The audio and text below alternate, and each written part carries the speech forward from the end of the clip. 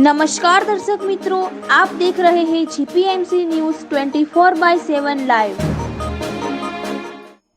ભારતીય કિસાન સંઘ ગુજરાત પ્રદેશ ગાંધીનગર કાર્યાલય ખાતે ભગવાન શ્રી બલરામજીના મંદિરે પૂજન અર્ચન કાર્યક્રમ યોજાયો, જેમાં પ્રદેશના કારોબારી સભ્યો, સદસ્યો તેમજ કિસાન સંઘના ભાઈઓ બહેનો ઉપસ્થિત રહી પૂજન કાર્યક્રમમાં ભાગ લીધો. ત્યારબાદ બ્રહ્મભોજનનું આયોજન કરેલ.